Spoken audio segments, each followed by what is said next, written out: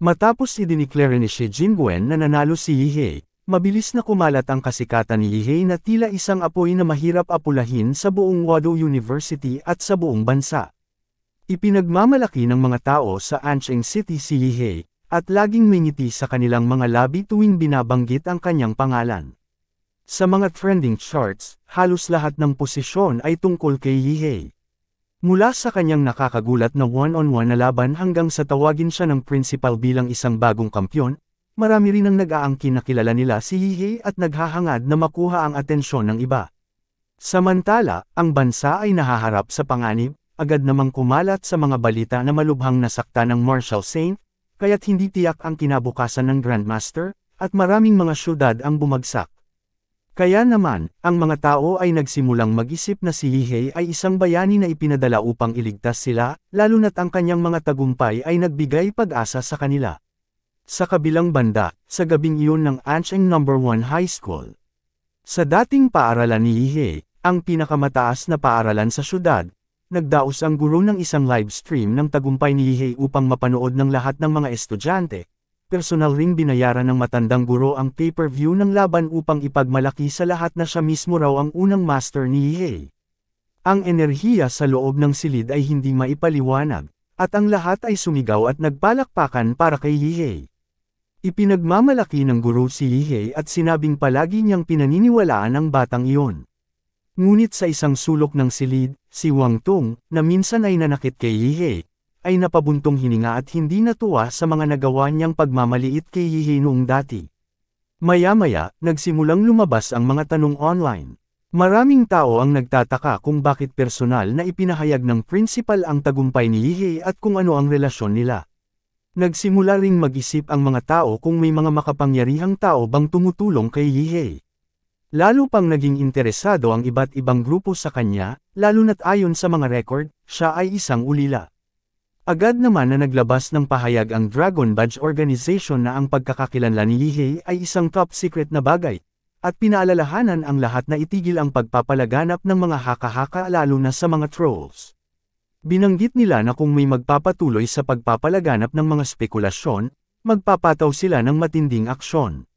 Samantala, sa Dragon Blood Society, ramdam na ramdam ang saya ng lahat. Masaya silang nagdiriwang ng isang malaking tagumpay. Dinala ni Yihei ang Dragon Blood Guild sa pinakarurok ng tagumpay at ang paggalang mula sa lahat ng mga miyembro nito para sa buong society, at pinagsisisihan ng kanilang mga kalaban na pinabayaang maliitin sila. Pinakamasaya sa lahat sina Yang Zhongxiong at Ouyang Zi, na tinuturing si Yihei bilang pag-asa upang muling ibalik ang kaluwalhatian ng society. Ang ilan pa sa kanilang grupo ay napabulalas na sigurado silang pagsisihan ni Xin Chen at ng ibang mga miyembrong umalis, dahil ang kanilang guild ay ngayon ay di mapipigilan. Habang nagdiriwang ang lahat, napansin ni Yang Zhongxiong at Ouyang Zi na nawawala si Yihei.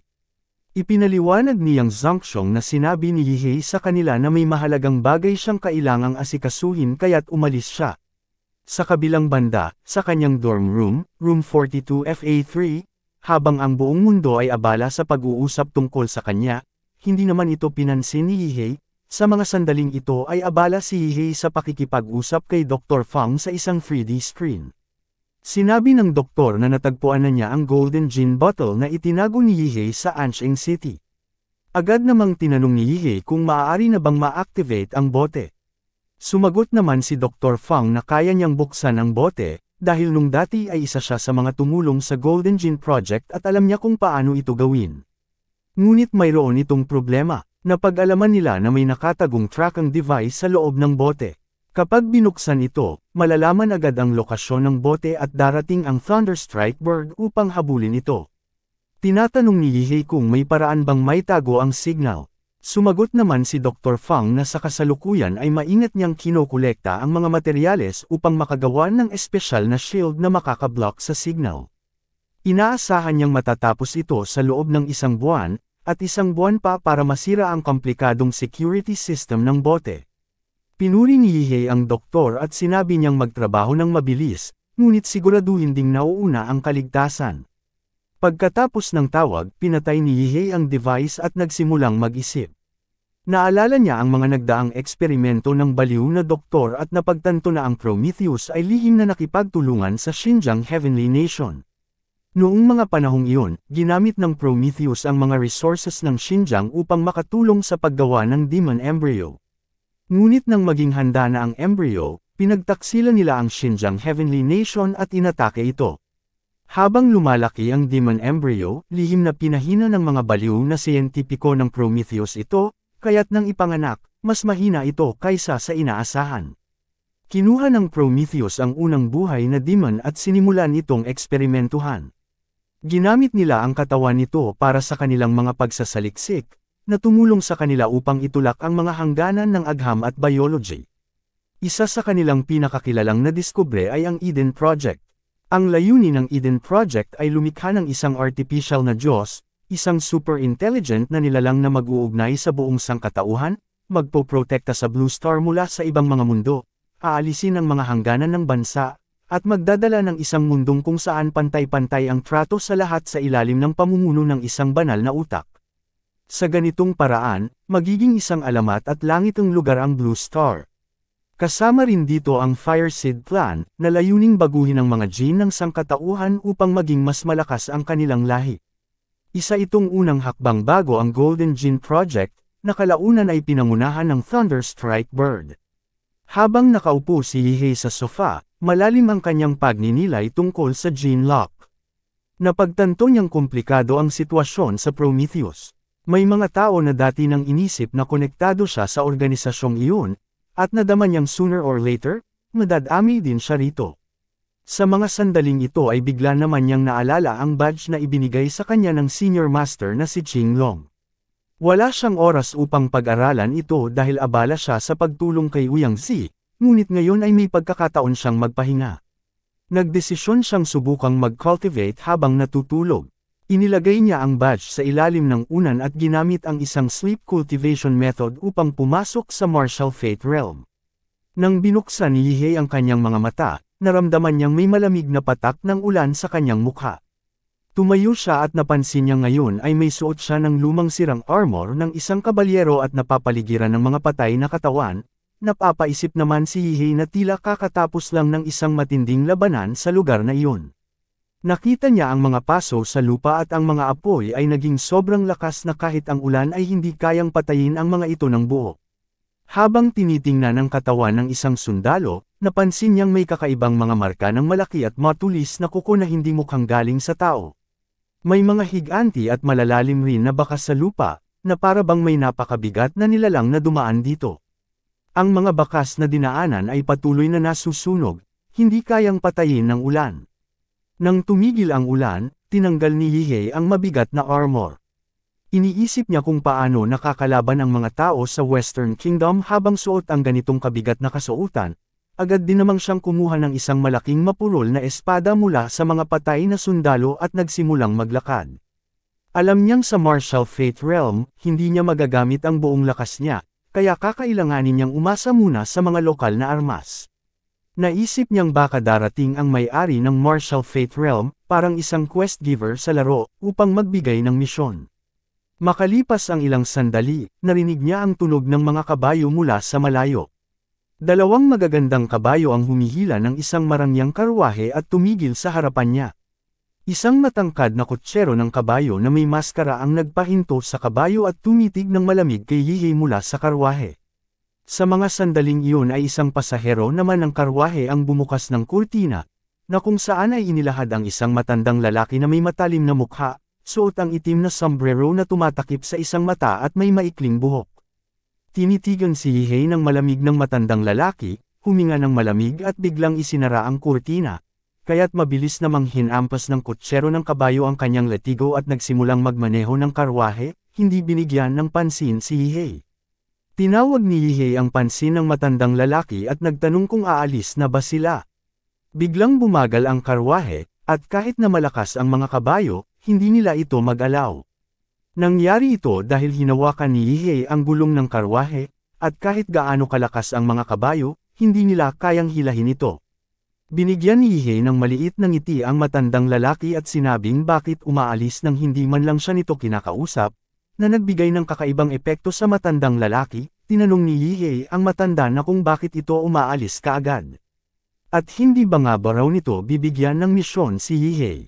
Muling binuksan ng matandang lalaki ang kurtina, at mukhang nagulat. Tinitigan niya si Yihei at galit na pinuri si Yihei, ukininam. Kamangha-mangha ang batang ito, sa mura nitong edad ay may sapat na lakas ito upang pigilan ang isang karwahe.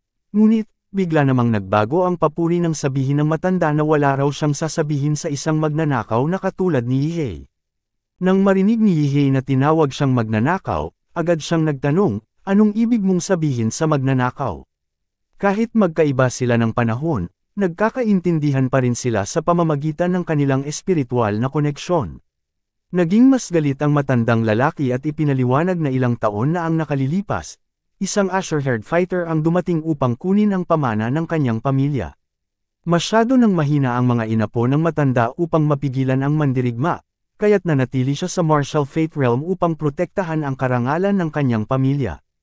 Ang mandirigmang iyon ay pilit na inagaw ang lahat gamit ang puwersa.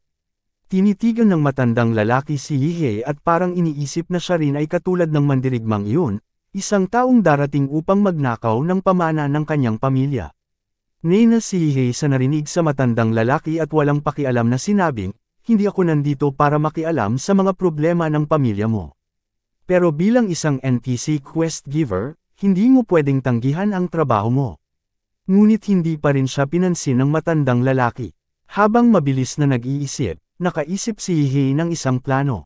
Hinugot niya ang malaking mapurol na espada at sa isang mabilis na hagupit, pinutol niya ang isa sa mga gulong ng karwahe, kaya't hindi na ito makagalaw. Nataranta ang matandang lalaki at sumigaw, "Hoy, anong ginagawa mo?" Binigyan naman ni Yihei ng maliit na ngiti ang matanda at sinabing, "Pasensya na, matandang guro, hindi ka makakatakbo sa akin, kaya't kailangan mong sumama sa akin at tulungan mo akong galugarin ang buong mapa." Sa wakas, matagumpay na napilit ni Yihei na isama ang matandang lalaki. Patuloy na nagrereklamo ang matanda tungkol sa nasirang karwahe, habang kalmado namang humihingi ng paumanhin si Yihei.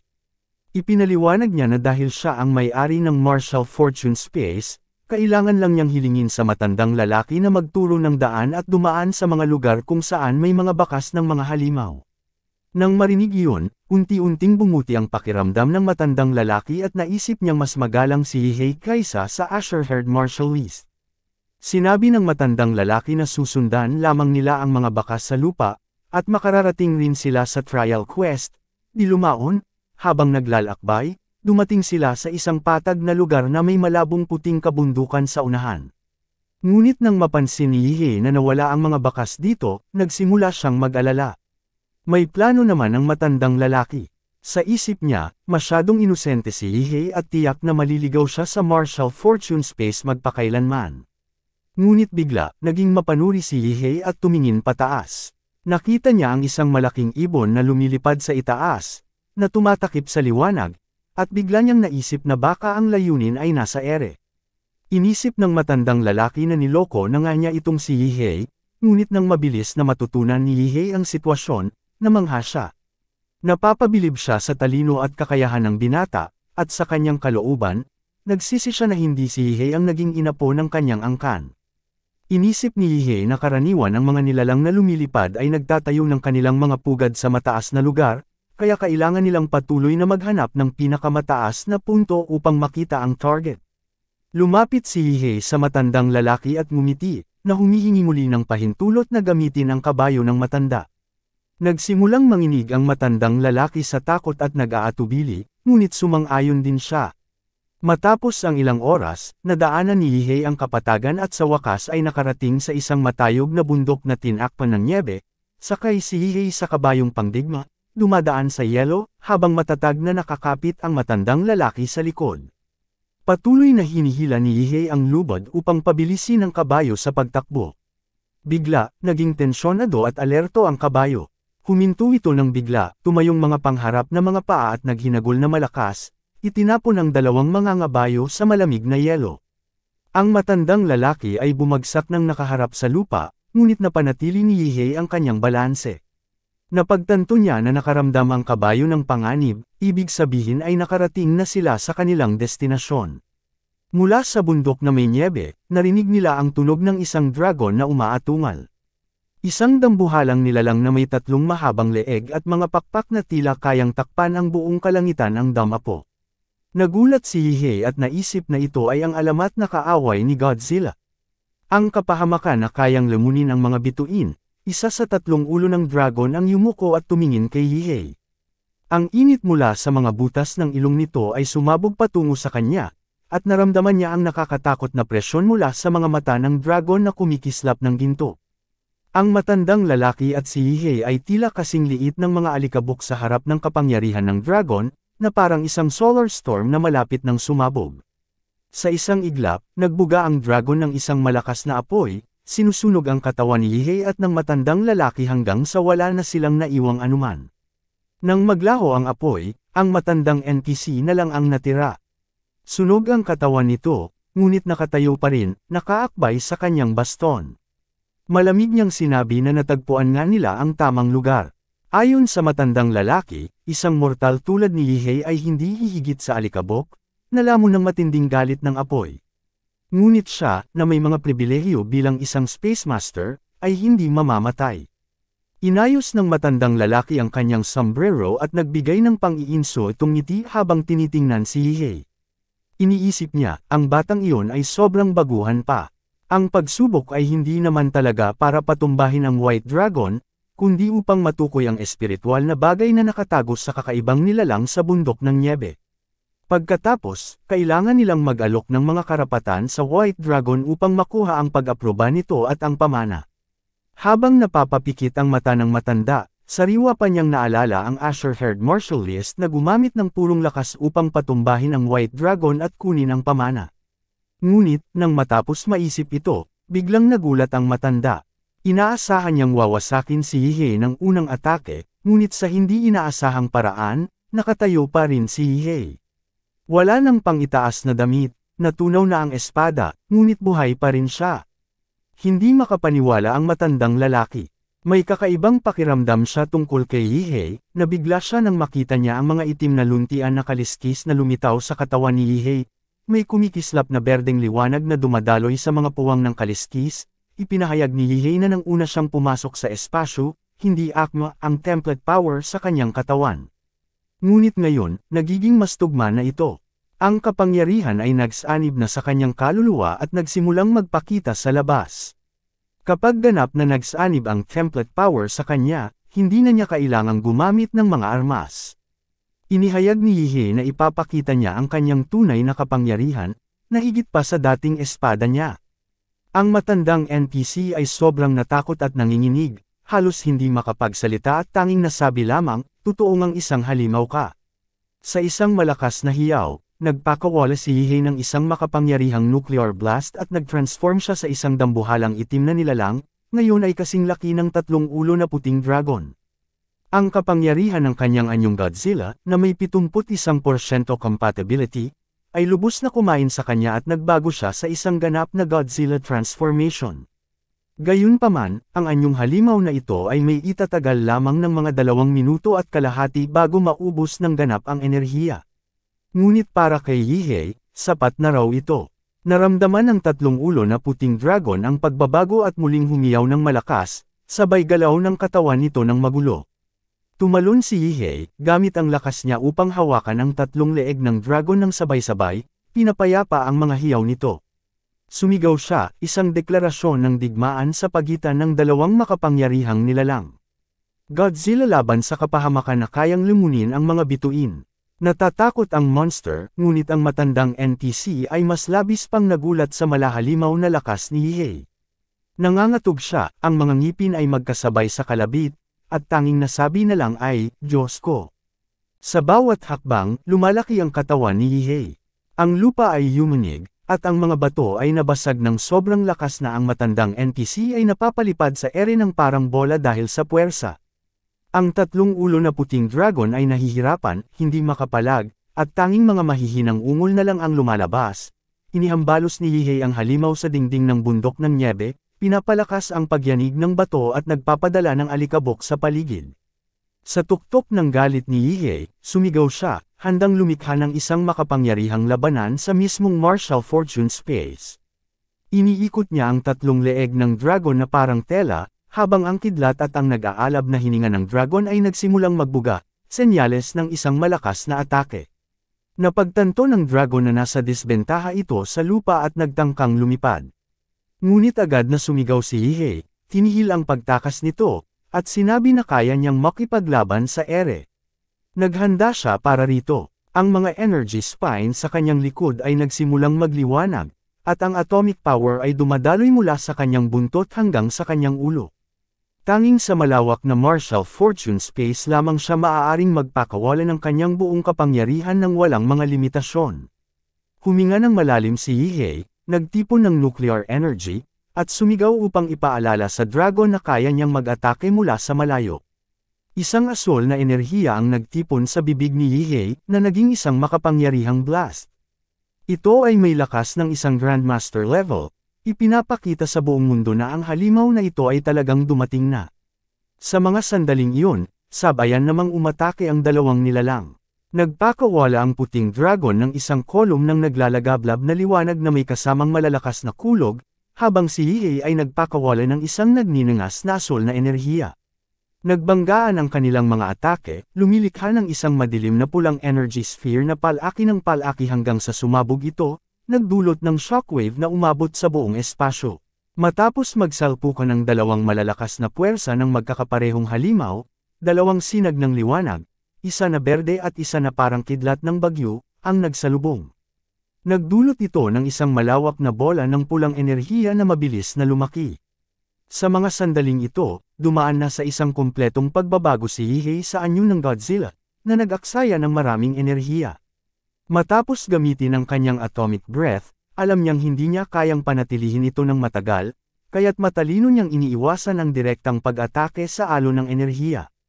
Bagamat maraming anyo si Yihei, may bago na namang sumulpot. Mula sa kanyang tiyan, lumabas ang mga malalaking tinik na parang buto, at umatungal siya ng malakas. Ito ang Meteor Demora. Ang kanyang nuclear na enerhiya ay sumabog, at ang mga tinik ay tumagos sa tatlong ulo ng puting dragon. Ang dragon, abala sa pakikipaglaban sa alon ng enerhiya, ay wala ng oras para makaganti. Bago pa makabalik ang dragon, ang kanyang dugo at puting mga kaliskis ay kumalat, at ang naglalagablab na kidlat na sinag ay agad na nawala. Isang malakas na tunog ng pagsabog ang umalingaw-ngaw habang ang hinaing ng dragon ay narinig sa ere. Ang puting dragon, malubhang na sugatan, ay napabitin na parang isdang nahuli sa isang lambat. Pinagmasdan ni Yihei ito, may ngiting sumilay sa kanyang mukha. Ang tatlong ulo ay parang pamilyar sa kanya. Agad na inihanda ni Yihei ang pagpapalakas ng enerhiya at nagmamadaling umatake, pinakawala ng isang matinding atake na parabang binutis ang mismong kalawakan. Dinaganan niya ang dibdib ng dragon, pinilit na idapa ang mga ulo nito sa lupa, at ang nilalang ay umungol sa sakit. Pagkatapos, kinagat niya ang gitnang ulo ng dragon. Isang nakakatakot na puting liwanag ang sumabog sa ere, at ipinagbulong ni Yihei sa sarili na hindi magiging madali ang paghawak sa tatlong ulo. Inilabas niya muli ang kanyang atomic breath, sumabog ang alon ng enerhiya sa gitnang ulo ng dragon. Ang sinag ay dumaan sa mga mata, ilong, at bibig nito, winasak ang kanyang lalamunan, at sumabog ang ulo ng dragon ng malakas, parang isang pakwang pinasabog. Ang asul na kidlat ay kumislap sa katawan ng dragon, natunaw ang ulo at leeg nito. Ang dugo ay kumalat sa lahat ng direksyon habang ang enerhiya ay pumutol sa organ ng dragon na nagpoproduce ng kidlat sa kanyang dibdib. Matapos ang pagsabog, nanatiling hawak ni Yihei ang kumikislap na pulang puso ng dragon. Ibinangon niya ito ng tagumpay at umatungal ng malakas, ang kanyang lakas ay muling dumami. Napuno ng alikabok ang hangin, at ang tanawin ni Yihei na nakatayo sa gitna ng pagkawasak ay nag-iwan ng matinding impresyon. Sa ibaba, ang isang matandang lalaki na si Mang Kanor ay natigilan sa labis-labis na pagkabigla, hindi makapaniwala kung paano ginamit ng isang lalaki ang lakas ng isang halimaw para talunin ng lubusan ang tatlong ulong puting dragon. Ang mukha ng matanda ay naging maputla. Ang takot ay bumalot sa mata ng matanda habang nakatingin siya kay Yihei, na itinapon ang malaking puso sa harap niya. Ang lakas ng paghagis ay halos nagpabagsak sa matanda sa balanse. Ang dambuhalang katawan ni Yihei ay lumiit, nagbukas ng isang batang lalaking hubad na tumawa ng tagumpay.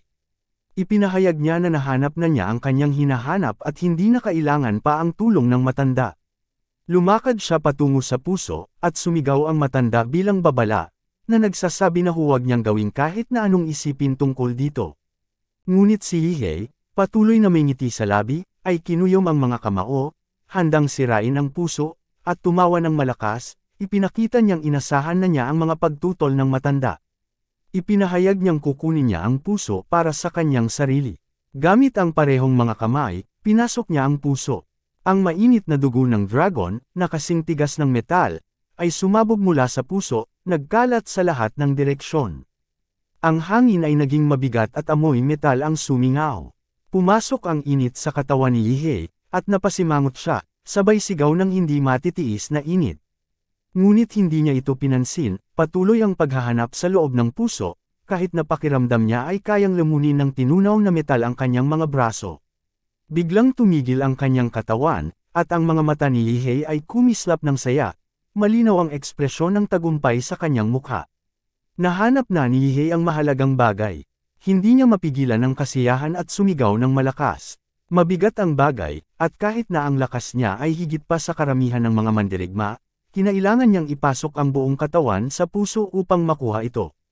Dumadaloy ang dugo sa paligid habang nagsusumikap siya, ngunit matapos ang ilang pagsusumikap, matagumpay niyang nakuha ang misteryosong bagay. Pinipigilan ng sakit dulot ng bigat, nagpumiglas siyang itaas ito. Sa ibaba, ang matandang lalaki ay nakatayo, nakapako ang mga mata sa takot, ang mukha ay puno ng panik at pangamba. Nang makalas ang bagay, may mga ugat na parang mga baging na yamakap sa katawan ni Yihei. Mabilis niyang naisip na ito ang Dragon Armor, ang makasaysayang pamana mula sa kaharian. Sa isang microscopikong antas, nagsimulang mag-usbong ang mga maliliit na sanga sa armor, na parang ugat, na kumapit sa kanyang balat at direktang kumonekta sa kanyang mga ugat. Naging likido ito, dahan-daw ang bumabalot sa kanyang katawan, sabay sa kanyang paghinga at tibok ng puso.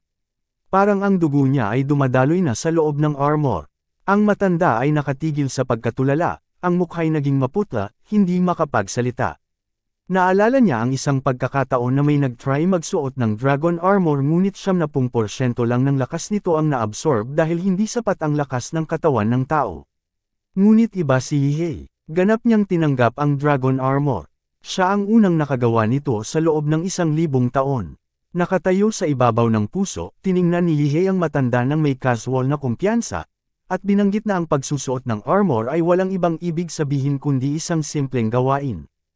Ang matanda, puno ng galit, ay halos magtangkang maghagis ng bato sa kanya sa inis. Ang mga kamao nito ay kumuyam, ang mukha ay namumula sa galit, ngunit alam niyang wala siyang magagawa. Sa huli, napabuntong hininga na lang siya, tila sumusuko, at mahina niyang binanggit, sige na. Pinili ka ng aking mga ninuno. At least hindi nasayang ang pamana sa hindi karapat-dapat. Ngumiti si Yihei, ngunit hindi pa siya kontento. Tinanong niya ito ng kalmadong kuryosidad, may isa pang bahagi ng pamana na ito, di ba?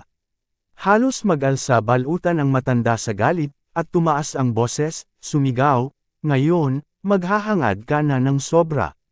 Balak mo na bang kunin pati ang lahat ng sa aming angkan? Ngunit si Yihei ay nanatiling hindi apektado. Kalmado niyang ipinaliwanag, ang Dragon Armor ay nagpapalakas lamang ng panlabas na kakayahan. Kailangan nito ng katumbas na teknik pangloob upang magtaglay ng balanse. Kapag pinagsama, magiging kumpleto ang Heavenly Gang Martial Technique. Isang pagkakataon ito na hindi ko pwedeng palampasin. Lumipas ang 7 araw, at ipinagpatuloy ni Yihei ang kanyang normal na routine ng pagpapahinga. Nagsisimula na siyang magpahinga upang ganap na ma-absorb ang buong lakas ng Dragon Armor sa loob ng kanyang martial domain space. Isang umaga, tumunog ang kanyang cellphone, ginising siya mula sa kanyang pagkakatulog. Bahagyang balisa, umupo siya at sumagot. Chujo, anong meron? Tanong niya. Ipinaliwanag niyang abala siya sa pagpapahinga, sinusubukang ma-absorb ang lakas ng Dragon Armor. Ipinagbigay alam ni Chujo na kailangan nilang pumunta ni Lu Qingzuo sa Activity Center upang kunin ang kanilang mga gantimpala sa misyon, at ang principal mismo ang magbibigay kay Yihei ng kanyang gantimpala. Ibig sabihin, kailangang magtungo si Yihei sa opisina ng principal. Kumurap-kurap ang mga mata ni Yihei na may malalaking eye bags, halatang medyo inaantok pa, at nagtanong, kailangan ko ba talagang makita ang principal? Nakakunot ang noo, kitang-kita ang pagod, at may laway sa gilid ng bibig, mahina niyang sinabi, baka gusto akong makausap ng principal ng pribado. Di nagtagal, dumating si Yihei sa central building ng Wado Floating Cities University, ang Tianfang Tower. Pagdating niya, may isang tao agad na lumapit upang salubungin siya. Paglabas ni Yihei mula sa elevator, sinalubong siya ng isang babaeng nakasuot ng pulang damit, na may magaan na ngiti at kaakit-akit na katawan. Ipinakilala niya ang sarili bilang si Nuo at sinabi na si Principal Shi Jingwen ay naghihintay na sa kanya sa taas. Ipinakita niyang sundan siya, tumungo si Yihei bilang tanda ng pag-unawa, ngunit may kakaibang pakiramdam siya sa sitwasyon. Habang pinagmamasdan niya si Nuo, napansin niyang wala itong karaniwang aura ng isang martial artist, ngunit hindi rin ito mukhang ganap na normal. Nag-iisip siya kung tao pa nga ba ito. Pumasok sila sa elevator, at medyo awkward ang atmosfera sa pagitan nila dahil kakakilala lang nila. Punong-puno ng kuryosidad, pasimpleng tinitingnan ni Yihei ang malaking didi ni Nuo ngunit mabilis ding umiiwas ng tingin tuwing magtatanaw siya. Napansin ito ni Nuo at tanong ng direkta, curious ka ba sa katawan ko? Nabigla si Yihei at agad na itinanggi, sinabing interesado lang siya sa pag-aaral ng advanced technology. Hindi nababahala si Nuo at tahimik na sinabi na hindi iyon ang ibig niyang sabihin, sabay hawak sa isang pindutan malapit sa kanyang kwelyo. Dama ko ang puso ni Yihei at nagkulay pula ang kanyang mukha. Agad siyang humingi ng tawad, idiniin na hindi niya ibig sabihin ang nangyari. Sa kanyang gulat, binuksan ni Nuo ang kanyang panlabas na kasuotan at ipinakita na ang kanyang katawan ay gawa ng komplikadong makina. Ang outer shell ay transparent, kaya't malinaw na nakita ni Yihei ang mga mechanical na bahagi sa loob. Ipinaliwanag ni Nuo na ang katawan ay isang mass-produced model, na malayo sa katawan ng isang normal na babae. Idinagdag niyang ang ulo lang ang dinisenyo upang magmukhang makatotohanan upang magmukhang mas approachable. Huminga ng maluwag si Yihei, naunawaan ang pagkakaiba. Ipinahayag ang kanyang paghanga sa teknolohiya ng Wado University, na manghasa kung gaano ito ka-advanced. Nakarating sila sa 667th floor, at magalang na yumuko si Nuo, sinabi kay Yihei na naghihintay ang principal sa kanyang opisina. Nagpasalamat si Yihei at lumabas ng elevator. Ngunit pagkatawid niya sa threshold, biglang natigilan si Yihei. Isang matinding shockwave ang tumama sa kanya, at ang kanyang isipan ay napuno ng magulong mga imahe, parang ang mga pandaman niya ay nalunod sa static. Bumulong siya tungkol sa kakaibang sensasyon habang tila kontrolado ang kanyang lakas. Nahulog siya paatras, ngunit bago pa siya matumba, may isang sofa na dumating mula sa likod at maayos na bumagsak siya dito. Nang muling binuksan ni Yihei ang kanyang mga mata, natagpuan niyang nakaupo na siya sa harap ni Principal Shi Jingwen, na kalmado lang na umiinom ng tsaa. Tinanong siya ng principal kung nakapagpahinga ba siya ng maayos at kung natapos na ba niyang pag-aralan ang Asher Dragon Manual na ibinigay sa kanya. Medyo disorientado pa, naguguluhan si Yihei sa kanyang paligid at nagtanong kung nasaan siya. Nabigla siya nang mapagtanto na nasa opisina ng principal na pala siya. Casual na itinutulak ng principal ang isang tasa ng tsaa patungo sa kanya. Ipinaliwanag na ang tsaa ay mula sa isang espesyal na uri na nilikha ng Research Institute sa isang lihim na daigdig. Binanggit ng principal na may kakaibang lasa ito at hinikayat si Yihei na subukan ito. Nag-atubili si Yihei, ngunit nagtanong tungkol sa lakas na ginamit ng principal upang dalhin siya rito, nagtatanong kung may kinalaman ito sa espasyo. Tumugon ang principal ng kalmado, kinumpirma na ito nga ay may kaugnayan sa manipulasyon ng espasyo, na nagpapahintulot sa kanya na baguhin ang espasyo sa loob ng isang tiyak na saklaw. Naiintindihan na ni Yihei, kung wala ang kakayahan sa manipulasyon ng espasyo, wala sigurong paraan para iligtas siya ng principal mula kay Zhu Yanding. Napagtanto niya na ang teknik na ginamit ng principal ay kasing lakas ng mga kakayahan sa paghinto ng oras na narinig na niya noon. Nagpatuloy lang ang principal sa pag-inom ng tsaa at ipinaalam kay Yihei na ang kanyang grade points at resource cards mula sa Dai University ay nailipat na sa kanyang account. Bilang isang pangunahing contributor sa Level 5 mission, May karapatan siyang pumili ng 2 set ng Earthfiend martial arts at isang pagkakataon upang mag-fuse ng advanced na armas. Ngunit hindi naramdaman ni Yihei na kailangan pa niya ng bagong martial arts o armas sa ngayon. Matapos mag-isip sandali, tumingin siya at ginawa ang kanyang hiling, nais niyang magkaroon ng akses sa mga record ng Jinlock at ang awtoridad na masusing imbestigahan ang Prometheus. Tiniyak niya sa principal na wala siyang masamang intensyon.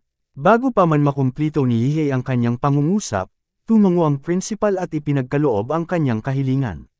Biglang tumibok ang puso ni Yihei, nagtataka kung naisip ba ng principal kung ano ang hihilingin niya.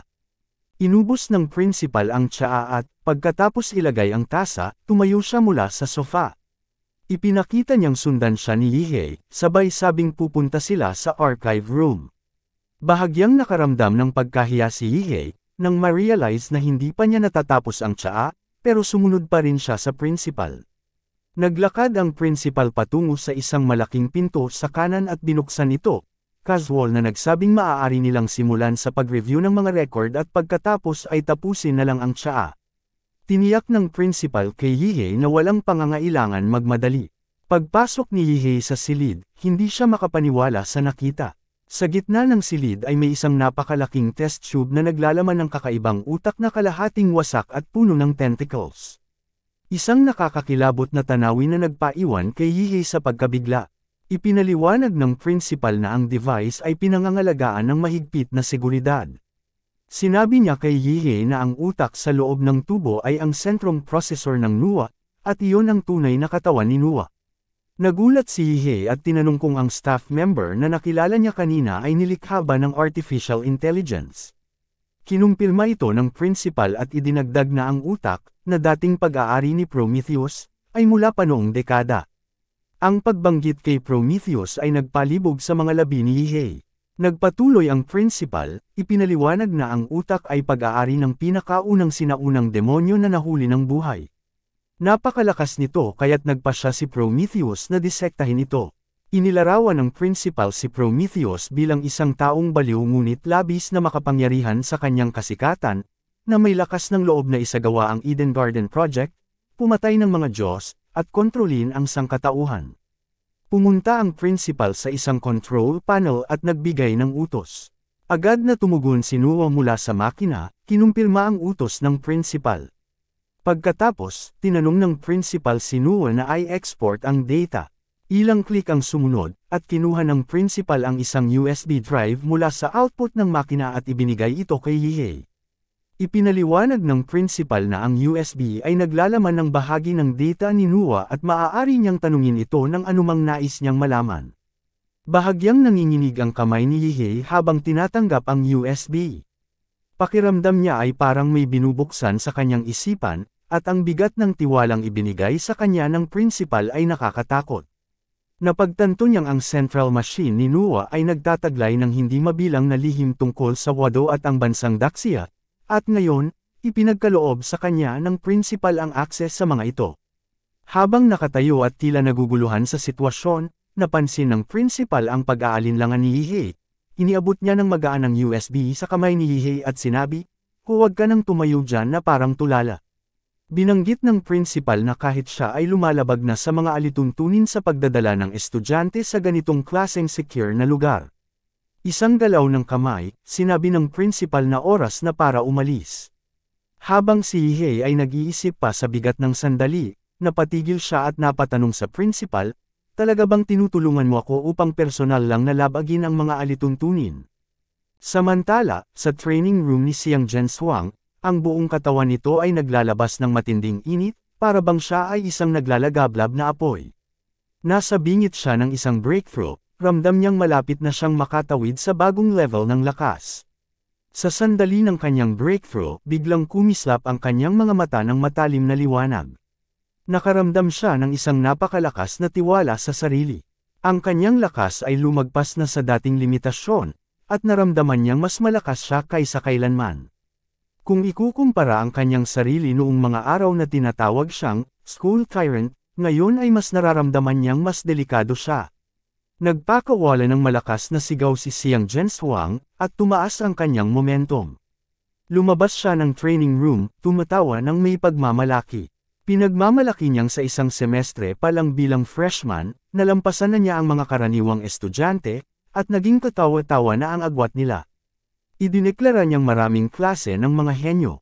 Sa isang magarbong pagswing ng pinto, lumabas siya na may kayabangan, at sinabi, "Ako si Xiang Zhenshuang, at ako ang pinakamalakas." Ngunit bigla itong naputol nang makita niyang nakatayo si Yihei doon. Sa may pang-iinso ito sa mukha, tinanong ni Xiang Zhenshuang, "Tapos ka na ba?" Malinaw ang kontempto niya sa kabilang estudyante habang tinatanong kung si Yihei nga ba ang Yihei na binanggit ni Ouyang Zi, at nagtataka kung anong ginagawa nito sa kanyang pinto. Si Yihei, hindi apektado, ay tiningnan lang si Xiang Zhenshuang nang may parehong nakakabored na ekspresyon na ibinibigay niya sa mga taong kumikilos na parang sila ang sentro ng mundo. Kalmado niyang tinanong, "Kasama ka ba sa Dragon Blood Society?" Pagkatapos, ipinaalam niya kay Xiang Zhenshuang na kung may kailangan siyang gawin, magtungo na lang siya kay Ouyang Zi. Kailangan niyang gamitin ang training room. Biglang sumili ang competitive spirit ni Xiang Zhenshuang. Tumayo ang kanyang mga buhok at ang aura niya ay sumabog ng may kayabangang nararamdaman. Pinagtawanan niya si Yihei, tinanong kung nagkukunwari itong inosente, at pinaalala ang kanyang reputasyon. Ipinagmalaki niya na siya si Xiang Zhenshuang, ang nagpatamba sa Dragon Blood Society noong nakaraang taon at muntik ng durugan si Ouyang Zi sa proseso. Bago pa man siya makapagtapos sa kanyang pagmamayabang, biglang hinampas siya ni Yihei ng malakas sa mukha. Ang tunog ng sampal ay halos katulad ng mga butong nagkadurog-durog. Napa-atres si Xiang Zhenshuang, ang mga salita niya ay naputol habang pilit na ibinabalik ang kanyang balanse. Ang mukha niya ay twisted sa sakit, ngunit hindi na siya makapagsalita. Nahulog siya sa kanyang mga tuhod, napakaputla, at hindi na makagawa ng kahit anong tunog. Napabuntong hininga lang si Yihei, pumasok sa training room, at simpleng sinabi na kailangan niya ng espasyo. Idinagdag pa niyang dapat nang itigil ni Xiang Zhenshuang ang pagharang sa pinto dahil nakakainis na.